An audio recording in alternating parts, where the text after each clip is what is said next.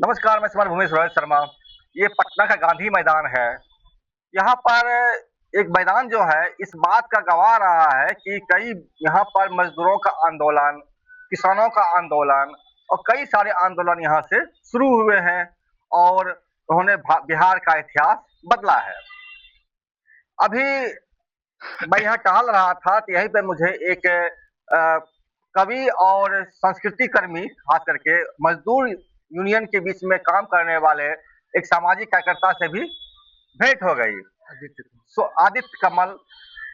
मेरा इनसे मुलाकात होने के बाद मैंने इनसे प्रस्ताव रखा कि कोई बात हो जाए, तो हम लोग यहीं पे बैठ गए हैं और जो कुछ चल रहा है मजदूर यूनियन के बीच में, या सरकार के साथ हो या मजदूर यूनियन के आपस के बीच में हो, इस पर थोड़ी चर्चा करते हैं और जानने की कोशिश करते हैं कि खास करके अभी हाल के दिनों में जो नोएडा में मजदूरों ने आंदोलन खड़ा किया है, उन सवालों पर क्या चीज चल रहा है। ऐसे बता दूं मैं आपको भारत की सरकार जो कि एप्स्टीन फाइल की शिकार है और ऐसे हैं दुर्दांत लोग जो बलात्कार और रेप में विश्वास रखती है, यह सरकार, नरेंद्र मोदी की सरकार, उन तमाम आंदोलनों पर कड़ा प्रहार कर रही है। जो कोई भी समाज में समानता की बात, न्याय की बात करने की कोशिश करता है। मसलन आप लद्दाख का देख लीजिए, एक साइंटिस्ट जिन्होंने लगातार अपनी मांग को लेकर आंदोलन खड़ा किया, उनको पाकिस्तानी एजेंट बता करके जेल में बंद कर दिया। आप बात कीजिए छत्तीसगढ़ के जंगलों की अगर, तो जहां पर कि आदिवासियों ने अपनी जमीन के सवाल को उठाया, उसको कत्लेआम करके मार डाला गया और माओवादी कर करके उसको प्रताड़ित किया गया। आप बात कर रहे हैं अगर लखनऊ में, जहां पर कि गरीब महिलाएं अपने बच्चों के साथ रह रही थी झोपड़ी बना करके, उस झोपड़ी को आग से फूंक दिया गया, 500 से बेसी बच्चे मर गए, ऐसा वहां के लोगों का दावा है, पीड़ितों का। नोएडा के मजदूर जो लगातार 10,000 11,000 रुपये पर काम कर रहे थे, 12-12 13-13 घंटे तक, उन्होंने जब सवाल उठाया, उनको पाकिस्तानी एजेंट, चाइना एजेंट या फिर नक्सल एजेंट कह करके उनको प्रताड़ित किया, केसों में बंद किया, जेलों में बंद किया। आप बात करें ममता बनर्जी की सरकार जो कि इलेक्टेड गवर्नमेंट है यहाँ पर, उसके बारे में अमित शाह का बयान है कि ममता बनर्जी की सरकार चला रहा है बांग्लादेश से। ये कौन सी सरकार है जिसके रहते हुए पूरे दुनिया में के भर के लोग यहाँ घुस करके षड्यंत्र करने में सफल हो जा रहे हैं। बहरहाल हम बात करेंगे नोएडा के जो मजदूर हैं, क्योंकि मेरे साथ मजदूर में काम करने वाले कार्यकर्ता मौजूद हैं, हम उस संदर्भ को ही सेटेलाइज करेंगे। आदित्य कमल जी, आप मजदूरों के बीच में रहे हैं, मजदूरों की स्थिति को आपने बहुत नजदीक से देखा है। 10-12 हजार रुपया मजदूर को मिल रहा था नोएडा में, बिहार में तो मिलता ही है, लेकिन प्रसंग नोएडा से जुड़ा हुआ है क्योंकि मजदूरों ने वहाँ मूवमेंट बड़ा खड़ा किया है। तो क्या लगता है कि ये 10,000 12,000 बढ़ाने की मांग जो गवर्नमेंट ने किया है, गवर्नमेंट ने इसको बढ़ा भी दिया है किसी हद तक, फिर उसको Pakistani agent, Bangladeshi agent, Chinese agent या फिर आप नक्सल मूवमेंट वाला कर सकते हैं, क्यों ऐसा चल रहा है? क्या भूख का भी कोई देश होता है, एजेंट होता है? ये देखिए रोहित जी, सबसे पहले तो आज 22 अप्रैल है। महान सर्वहारा के महान नेता और शिक्षक कॉमरेड लेनिन का जन्मदिन है। दुनिया की पहली सफल और समाजवादी क्रांति, सोवियत समाजवादी क्रांति के वे नेता और नेता थे। तो मैं सबसे पहले अभी उसी कार्यक्रम से मैं भाग लेकर के आ रहा हूँ IMA हॉल से। और आज आपने मजदूर वर्ग के सवालों को उठाया है हमारे सामने, तो बड़ा मौजू है आज का दिन भी लेनिन को याद करते हुए। और आज के मजदूर आंदोलन पर लेनिन खुद ही मजदूरों के सबसे बड़े नेता रहे हैं। बिल्कुल, वो क्रांति, उन्होंने क्रांति को लीड किया और बोल्शेविक पार्टी जो थी वो मार्क्सवादी लेनिनवादी कम्युनिस्ट पार्टी थी, जो सर्वहारा मजदूर क्रांति थी। तो आज बड़ा मौजूद समय है और गांधी मैदान में आपसे मुलाकात हो गई है। मजदूरों की समस्या पर इन टोटालिटी और जो आज का आंदोलन चल रहा है उस पर थोड़ा गंभीरता से बातचीत की जाए। और जो शासक वर्ग है, जो शासन है आज, उसके अप्रोच को समझने की हम जरूर कोशिश करेंगे, हम उसकी व्याख्या करने की कोशिश करेंगे। देखिए कि विगत चंद महीनों में मजदूरों के बीच एक नया उभार पूरे देश में उठता चला आता है। समस्याएं गहरी थी, समस्याएं मजदूर वर्ग समस्याग्रस्त तो मतलब इस समाज में हमेशा रहा है। उसकी बदहाली का सवाल हो, उसकी कम मजदूरी का सवाल हो, वो जिन स्थितियों में रहता है आज भी, जिन खोलियों में, फुटपाथों पर, झोपड़ियों में जिनमें रहता है, वो तो बहुत पहले से। लेकिन इसको अभी की जो भौतिक परिस्थिति है, आप उसको कह सकते हैं कि माने जैसे पानी नाक सर से ऊपर उठ चला गया है। और इसको कोई इसकी व्याख्या करने के लिए बहुत बड़े सिद्धांतकार की जरूरत नहीं है। इसको समझने के लिए एक मजदूर जो आंदोलन में उसका भी जो सोशल मीडिया पर आ रहा है, वो अपनी परिस्थिति से ही बयान कर रहा है वो, और सामने बता रहा है कि भाई 10,000 रुपया हमको मिलता है, 12,000 रुपया मिलता है, और उसमें अब अभी जो स्थिति आ गई है कि हम 4,000 का गैस खरीदेंगे तो हम कहां से क्या खाएंगे, कैसे रह पाएंगे। मजदूरों का बहुत जगह से पलायन हो रहा है, मजदूर छोड़ छोड़ करके जा रहे हैं क्योंकि उनका सरवाइव करना वहां मुश्किल है। इस परिस्थिति में जबकि आपको बिल्कुल कोने में ढकेल दिया गया हो, जिसको कहा जाता है कि एकदम माने आखिरी कोना में मजदूर वर्ग को ढकेल दिया गया है, तो मजदूर वर्ग का रिटेलिएट करना, वह संघर्ष नहीं करेगा तो क्या करेगा? क्यों? संघर्ष के परिप्रेक्ष्य को समझने के लिए हमको जरूरी है कि ये मजदूर आज महीनों से, वर्षों से अपने हालात के बारे में चिट्ठी पत्री मैनेजमेंट को लिखते आ रहे हैं। भाई हमारी मजदूरी बढ़नी चाहिए, हमारा ओवर टाइम जो है सो डबल होना चाहिए। तो ये बहुत सिंपल डिमांड मजदूरों का था कि हमारी मजदूरी बढ़नी चाहिए, महंगाई बहुत बढ़ गई है, जीना हमारा दुश्वार हो गया है, तो हमारी मजदूरी बढ़नी चाहिए, और जब वो डबल काम हम कर लेते हैं तो आप हमको ओवर टाइम कीजिए। क्योंकि अमूमन अब हर फैक्ट्री में इसके लेबर कोड के लागू होने के पहले से ही अमूमन 12 घंटा काम हर फैक्ट्री का जो वास्तविक तथ्य है वो ये है कि 12 घंटा क्या, 12 घंटा से ऊपर भी काम होता है। पीस रेट वालों पर प्रेशर रहता है कि आप इतना पीस, जितना आप पीस तैयार कर पाएंगे उसी के हिसाब से अपना आपकी मजदूरी मिलेगी। और टाइम वालों को भी टारगेट दिया जा रहा है। लेकिन स्थिति क्या है कि आज जो प्राइवेटाइजेशन के बाद हर उद्योग, चाहे वो पब्लिक सेक्टर के भी जो बचे खुचे उद्योग रहे हैं या नए उद्योग जो हैं, उनमें 90% जो काम है वो काम ठेकेदारी प्रथा पर हो। सबलेट वेंडर नियुक्त किए गए हैं। जो वेंडर जो है, वेंडर के साथ जो एग्रीमेंट है, वो एग्रीमेंट में जो लेबर लॉज को इम्प्लीमेंट करने की भी बात है, वो ईमानदारी से कभी इम्प्लीमेंट नहीं।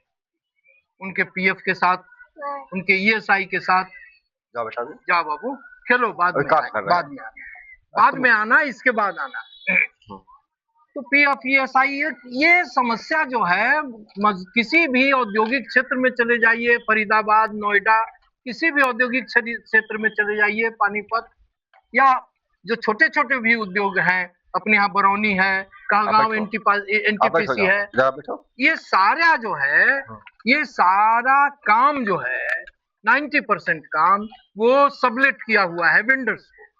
ठेकेदारी प्रथा जिसको कहते हैं, वेंडर्स को सबलेट किया गया है। तो वेंडर्स अपना कमीशन, अपना सुपर प्रॉफिट वो अपना कमाने के चक्कर में बहुत सारे तिकड़म जो है सो तैयार करते हैं। तो इन सभी चीज से लेकर भरते भरते मजदूर भर चुके थे, और इनकी शिकायत ऐसी नहीं हुई कि कोई मजदूर रातों रात उतर करके कोई कॉन्स्पिरेसी, जिसको सरकार साबित करना चाह रही है एज इफ कि कोई कॉन्स्पिरेसी हुआ, कोई संगठन जा करके 1 महीने से कॉन्स्पिरेसी कर रहा था और आंदोलन उठ रहा है, ऐसी बात नहीं है। आप जहां भी मजदूर उसका बैकग्राउंड देखिए, चाहे पानीपत से शुरू हुआ हो, हरियाणा की बात हो, या अभी जो नोएडा में शिफ्ट कर गया, तो ये लोग महीनों से वर्षों से मानी अपनी मांगों को लेकर के रिप्रेजेंटेशन करते आ रहे थे, लेकिन सरकार और मैनेजमेंट की साफ नीति है। हम लोग भी उद्यमों में जाते हैं, मजदूरों के बीच बैठते हैं, प्रशासन से भी इंटरैक्ट करते हैं, प्रशासन से भी बातचीत करते हैं, मजदूरों का काम करने के क्रम में सरकारी कार्यालयों में भी जाते हैं, पीएफ ऑफिस में जाते हैं, लेबर कमिश्नर के यहाँ जाते हैं, लेबर सुपरिटेंडेंट के यहाँ जाते हैं, तो हम लोग रवैया तो देखते हैं ना, रवैया देखते हैं कि उसको टालते टालते अनसुना करते हुए इस बिंदु तक ले जाता है कि मजदूर के सामने इसके सिवा कोई चारा नहीं रहता है कि वो आंदोलन करे, हड़ताल करे। और हड़ताल भी पहले दिन से उग्र नहीं हो जाती है, इसके भी कैरेक्टर को समझिए। हड़ताल पहले दिन से उग्र नहीं है, लोग गेट पर धरना देते हैं, मैनेजमेंट शांत रहता है, देखता रहता है, धैर्य की परीक्षा लेता है। ज्यादा मजदूर अगर गेट पर जमा होने लगे, काम से बहिष्कार करने लगे, पुलिस बुला दी जाती है, छावनी धीरे धीरे बनाया जाता है, उसमें मैनेजमेंट के जो एजेंट होते हैं, जो प्रोवोकेटियर्स जिसको आप कहें, जो भड़काने वाले लोग होते हैं, वो भी घुस आते हैं, उनको मैनेजमेंट पैसा देता है। अच्छा, उनको मैनेजमेंट पैसा देता है, बाउंसर है सो अलग, लेकिन उस एजेंट उसके प्रोवोकेटियर्स उसमें घुस आते हैं। इस तरह का माहौल बनता है और वो आंदोलन धीरे धीरे मजदूरों के धैर्य की इस तरह से परीक्षा लेता है कि मजदूर उब जाते हैं, सब्र का बांध तंग आ टूट जाते जाता हैं, है। सब्र का बांध टूट जाता है। फिर भी आपको हम कहते हैं, आप यहाँ का ही उदाहरण ले लीजिए, आप पानीपत का ही उदाहरण ले लीजिए, जिसको यह सरकार बदनाम कर रही है। बताइए, मजदूरों के आंदोलन के चलते या पत्थरबाजी के चलते, मैं इनकार करता हूं कि मजदूरों ने पत्थरबाजी की, सारे उसके एजेंट थे जो पत्थरबाजी करके आंदोलन को बदनाम करने के लिए और उकसाते हैं। आप ये बताइए कि उस पत्थरबाजी में, उस आंदोलन में, उस हिंसा में, जिसको कि सरकार हिंसा कहती है, कितने लोग मारे गए, कितने लोग घायल हुए? बहुत अधिकांश जगह पर आंदोलन ही शुरू हुआ जैसे पानीपत में, मजदूर की मौत मैनेजमेंट की लापरवाही के चलते, वहां चिकित्सा के अभाव के चलते, कोई सेक्शन गिर गया, कोई मशीन में दब गया, मजदूर की मौत हुई, उसका कोई मुआवजा नहीं दे रहा है कोई, 5 दिन तक, 3 दिन तक लाश फैक्ट्री के गेट पर रखी रही, कोई सुनने वाला नहीं है। बताइए, इस सूरत में आप एक सामान्य, एक बौद्धिक स्तर के सामान्य तौर पर एक न्याय प्रिय व्यक्ति होने के नाते आप ही कहिए कि आप ही के साथ यह अगर घटना घटे तो आप आक्रोशित होइएगा। लेकिन सवाल इसमें यह है कि अभी जो जिक्र आ रहा है, आनंद कुमार करके एक इंजीनियर थे, सॉफ्टवेयर इंजीनियर, वो पूरे मामले को सुचालित कर रहे थे, लोगों को भड़का रहे थे, और वो इनकलाब जिंदाबाद का स्लोगन भी लगा रहे थे, लिख भी रहे थे दीवार पर। तो क्या मसला है ये? इनकलाब जिंदाबाद का नारा हमारे प्रिय नायक क्रांतिकारी भगत सिंह का दिया हुआ। भगत सिंह ये हसरत मोहानी शायर थे, उन्हीं का ये लिखा हुआ नारा है, और जिसको हमारे क्रांतिकारी जो थे, देश को आजाद करवाने के लिए जो हमारे क्रांतिकारियों का जो ग्रुप था, संगठन था, वो इनकलाब जिंदाबाद का नारा बड़े गर्व से लगाया करता था। उनके खिलाफ भगत सिंह, बटुकेश्वर दत्त और सुखदेव के खिलाफ जब आंदोलन चला था, तो इनकलाब एक मिशन था उनका। इनकलाब जिंदाबाद का नारा लगाना माने कोई आतंकवादी कार्रवाई हो गई इस देश में? अंग्रेज के खिलाफ, अंग्रेज जब शासन था, अंग्रेजों का जब शासन था, जब हम अंग्रेजों के गुलाम थे, उनके खिलाफ ये नारा लगाया गया था। और हमारे जो नायक हैं, अंग्रेजों की नजर में वो दुश्मन थे, वो अतिवादी थे। लेकिन एक सेकंड सुन लीजिए, वो अतिवादी थे, उनको फांसी चढ़ा दी गई। तो ये कहानी जो है ना, आज भी वर्ग संघर्ष है, आज भी जो चल रहा है इस समाज में, वो वर्ग संघर्ष चल रहा है। शासकों का वर्ग है, लुटेरों का वर्ग है, पूंजीपतियों का वर्ग है, उनके मैनेजरों का वर्ग है, और उनके साथ जो सत्ता है शासन है उनके साथ खड़ी है, ये उन लोगों का वर्ग है। दूसरी तरफ शोषितों का वर्ग है, पीड़ितों का, मजदूरों का, मेहनत कशों का वर्ग है, जो इस शासन से, प्रशासन से, इस व्यवस्था से पीड़ित है, उत्पीड़ित है, पस्त है, बदहाल है। और ये दोनों संघर्षरत है और ये संघर्ष होना लाजमी है और दोनों के हित अलग हैं और दोनों की नजर में है, दोनों दुश्मन हैं। शासन की नजर में अगर वो लड़का आतंकवादी और दुश्मन है तो जान लीजिए ये करोड़ों जनता की नजर में जो शोषित उत्पीड़ित है, यह शासन और खासकर यह भाजपा जो प्रतिक्रियावाद का गढ़ है, जिसका एजेंडा ही प्रतिक्रियावाद है, ये दुश्मन है। ये दो शत्रु पक्ष हैं। अगर राजनीतिक भाषा में बात करें तो ये दो शत्रु पक्ष हैं। तो उनके आरोप लगाने से न वो लड़का डरता होगा, जेल में है आज के दिन में, न वो डरता होगा, न इस तरह जैसे संगठन के लोग हैं। आज जब मजदूर आंदोलनरत हो गए, उनका स्वयं स्फूर्त ढंग से आंदोलन विकसित हो गया, तो मजदूरों के बीच काम करने वाले संगठन क्यों नहीं जाएंगे, क्यों नहीं भाषण देंगे? क्या यहाँ पर भाषण देने की आजादी नहीं है? तो बोलो भाषण देने की आजादी नहीं है। तुम डेमोक्रेटिक कंट्री नहीं हो क्या? अपनी बात कहना, अपना हक मांगना अपराध है? बोलो अपराध है। अपराध नहीं है आदित्य जी, अपराध नहीं है, बिल्कुल अपराध नहीं। लेकिन जिस वक्त इनकलाब जिंदाबाद नारा भगत सिंह लगाया था, उस वक्त भारत गुलाम था अंग्रेजों के, उसमें लगाना एक जायज था कि आपने अंग्रेजों की गुलामी के खिलाफ इनकलाब जिंदाबाद लगाया। अब आजाद हो गए हैं और आजाद भारत में रह रहे हैं, क्या ये इस दौर में जिंदाबाद का स्लोगन लगाना, इनकलाब जिंदाबाद का, अब क्या समझना चाहते हैं कि भारत सरकार जो है जनता की सरकार नहीं है, चुनी हुई सरकार नहीं है? कौन आजाद हुआ? किसके माथे से गुलामी की स्याही छूटी? ये 47 में आजादी के बाद लिखा है शायरों ने। कौन आजाद हुआ? किनके हाथों में शासन? पूंजी का संकेंद्रण किनके हाथों में है?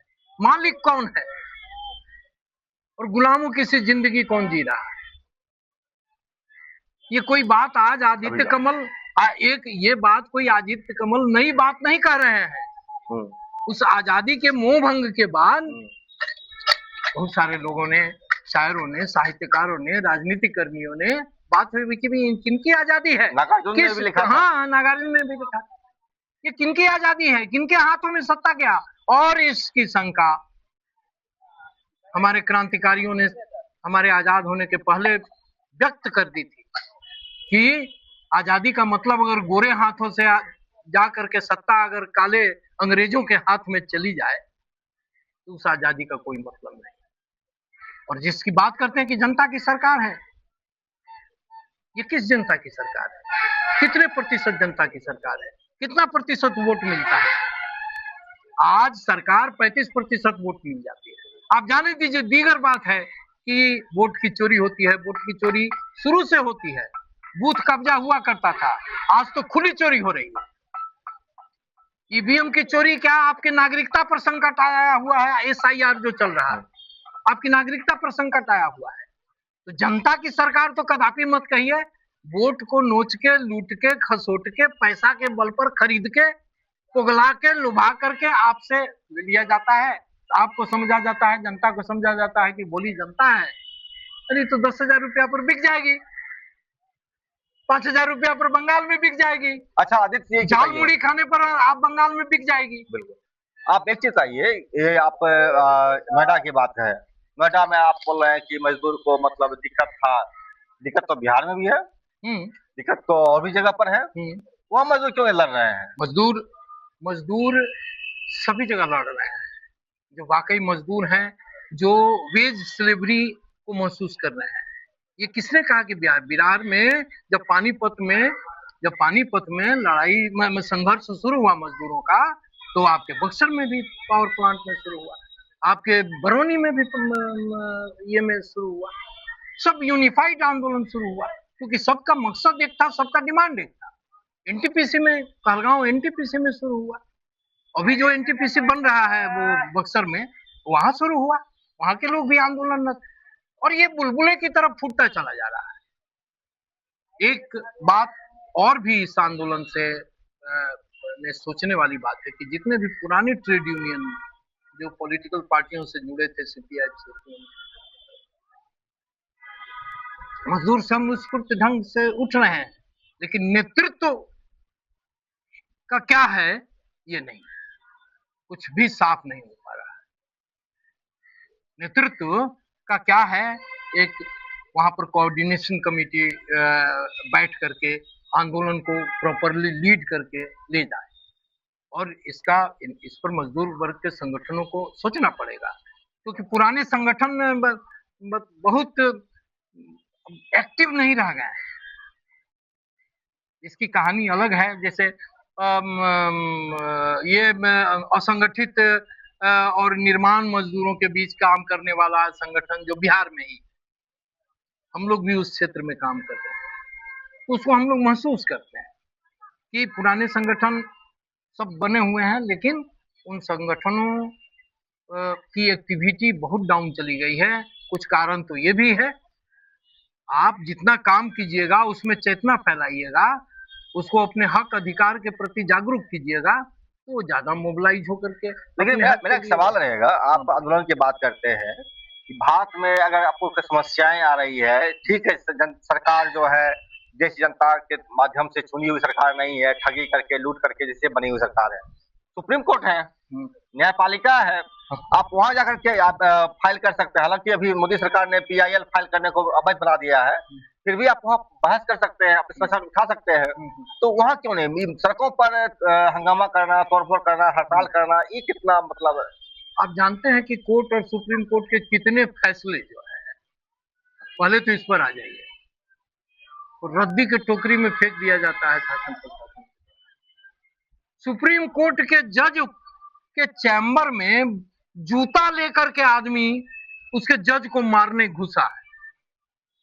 सुप्रीम कोर्ट के जजों के पैनल ने बैठ करके आज से 2 साल पहले हाथ खड़ा कर दिया अपना कि भाई जनता इसका फैसला करे कि हम इसमें क्या इंटरव्यू करें। जितनी भी जनवादी संस्थाएं हैं, जितनी भी संवैधानिक संस्थाएं हैं इस मुल्क की, पिछले 10, 12, 15 वर्षों में इस भाजपाई सत्ता, भाजपा की सत्ता ने उसको बर्बाद कर दिया है, उसको अपनी गिरफ्त में ले लिया, वो इनके कब्जे में। आप जिस चुनाव की बात करें कि जनता के चुनाव के, ज्ञानेश कुमार इसका आदमी, मतलब समझिए कि इसके बाद कोई इस तरह का स्टेटमेंट देता है, माने एक स्वायत्त संस्था का हेड जो है, जो डेमोक्रेटिक सिस्टम में, वो इस तरह का हेड देगा। सत्ताधारी पक्ष है कि सबसे ईमानदार पार्टी सत्ताधारी पार्टी है, सबको उसी की तरह होना चाहिए। तुमको इससे क्या मतलब है? तुमको इससे क्या मतलब है? तो ये सुप्रीम कोर्ट भी अब फैसले परिस्थितियों के हिसाब से देता है।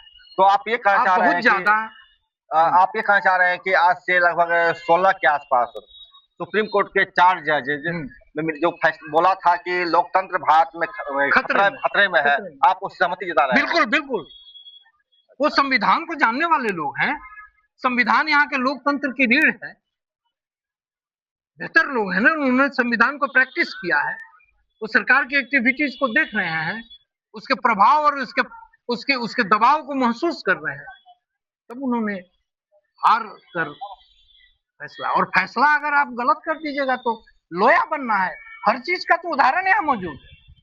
हाँ, अभी एक जज बोला भी था कि मुझे नहीं बोलेंगे अगर विरोध में तो लोया बन जाएगा। लोया बनना। एक सवाल मेरा रहेगा कि मतलब आप ये कह रहे हैं कि भारत की जो न्यायपालिका है वो भी सत्ता के पक्ष के अनुकूल हो गई है, सत्ता तक खुद अपने आप में जन विरोधी हो गया है, तो अब मजदूर के पास एकमात्र रास्ता बचा है सड़क पर उतर के विद्रोह करना, विरोध करना। विद्रोह की स्थिति अभी वैसी नहीं है कि कोई विद्रोह कर देगा। बिना परिस्थितियों के विद्रोह को आमंत्रण देना भी बहुत खतरनाक होता है। वो सही रास्ता नहीं है कि आप किसी को जबरदस्ती विद्रोह के लिए उत्प्रेरित कर दें, उसको विद्रोह का कॉल देने। विद्रोह मजाक नहीं होता है, विद्रोह मजाक नहीं है किसी चीज में। भाई बहुत सीधी सी बात है, सरकारें हैं, इसके पहले भी मजदूरों का सरकारों से मांग हुआ कर, श्रमिकों का सरकारों से मांग हुआ कर। इसको सरकार समझ ले कि हमारे विरोध में कोई साजिश कर रहा है। अरे भाई, वो मांग रहा है, बता रहा है कि अब स्थिति खराब है, हमारी मजदूरी बढ़ाइए, हमारा बेना। इसके अलावा वो क्या मांग रहा है, हमको बताइए ना। जो भी मजदूर मांग रहे हैं, कहीं का डिमांड अभी एकदम खालिस माने आर्थिक डिमांड के अलावा कुछ है नहीं है, जो वाजिब है कि उसको मिलना चाहिए। या इसीलिए इस सरकार की मंशा पर डाउट होता है। ये इस सरकार के खिलाफ माने इस सरकार से कुछ कहना भी, कुछ मांगना भी अपराध हो गया है। आज लेनिन का जन्मदिन सा है, संभवतः, है ना। और मजदूरों का आंदोलन चल रहा है। आप मजदूर जो संघर्ष कर रहे हैं या जो मजदूर संघर्ष में अभी नहीं है, क्या कहना चाहेंगे इस मंच से? इस मंच से हम ये कहना चाहेंगे कि साथियों, ये वर्ग संघर्ष है और समाज में जैसे जैसे संकट बढ़ रहा है, यह और तीखा होगा और इल्जाम लगाएंगे। शासक वर्ग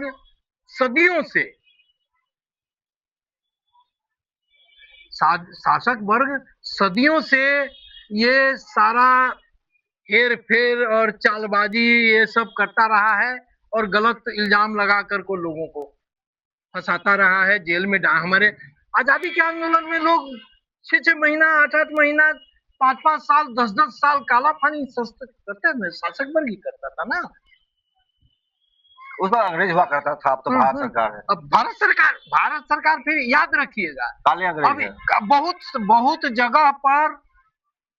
जगह पर ये अंग्रेजों से बदतर है। आपको हालत अगर जाके देखनी है तो जिस उत्तराखंड की बात कर रहे हैं, ये आप वहां जाकर के देख लीजिए, आदिवासियों की जो जमीन छीनी जा रही है जिस तरह से, वहां पदाधिकारियों और सरकार के साथ जो कन्फ्रंटेशन होता है, वहां जाकर के देख लीजिए, बहुत जगह बुरी स्थिति है। बहुत जगह उससे बुरी स्थिति में आ गए हैं लोग और इसीलिए लोग बेचैन हैं, परेशान हैं। और हर क्षेत्र में, अभी हाल में ही किसान आंदोलन हुआ, सब चीज पर कॉरपोरेट का कब्जा, बड़ी पूंजी का कब्जा, और बड़ी पूंजी की ये चाटुकार सरकार है। अब ये कोई सिद्ध करने वाली बात है जो सरकार 1 रुपया में जाकर के हमारे इलाके में भागलपुर में है करोड़ों का जमीन दे दिया 1 रुपया उसी के लीज पर। ये किसकी सरकार है, किसके हित में काम कर रही है? अब ये कोई मतलब इसके लिए कोई बहुत बड़ा डाटा देने की बात है? तो आप यही कहेंगे लेनिन दिवस के अवसर पर? लेनिन दिवस के अवसर पर कहें कि साथियों, लेनिन ने हमें संघर्ष का रास्ता दिखलाया है और संघर्ष ही हमारा रास्ता है। यह वर्ग संघर्ष है, यह और तीखा होगा, यह और बढ़ेगा, हम पर और इल्जाम लगाएंगे। हमारे बहुत सारे साथी जेल जाने को बिल्कुल बाध्य हैं, अभिशप्त हैं। उन्हें आतंकवादी घोषित किया जाएगा, उन्हें पाकिस्तानी एजेंट बताया जाएगा, उन्हें अर्बन नक्सल बताया जाएगा, उन पर तरह तरह के आरोप लगाए जाएंगे, उन पर माओवादी होने का आरोप लगाया जाएगा, उनकी किताबें जब्त, लैपटॉप जब्त की जाएंगी, कहीं का कट कहीं का पेस्ट करके उन पर आरोप सिद्ध किया जाएगा। आप जब सब जब्ते कर रहे हैं, पुलिस खाकी वर्दी को तो सब अधिकार ही मिला हुआ है। आप हम अब यहाँ बैठे हुए हैं, उठा के ले जाएगा, इंटरव्यू कर दे रहा है इस तरह का सरकार के विरोध में। सरकार के विरुद्ध में जनता का काम है कि अपनी पीड़ा को, अपने पर हो रहे दमन को, अपने ऊपर हो रहे अपना शोषण को खुलकर व्यक्त करे। हमारा अधिकार है, हमको संगठित होने का अधिकार है, हमको बोलने का अधिकार है। और सरकार की आलोचना, देश की आलोचना नहीं होती है। देश को तुम बर्बाद कर रहे हो तो हम बोलेंगे। देश की अर्थव्यवस्था को बर्बाद कर रहे हो, हम बोलेंगे। देश की राजनीति को सड़ांध में ढकेल दिए हो, हम बोलेंगे। और हम संगठित होकर के बोलेंगे, हम लड़ेंगे जुल्म के खिलाफ।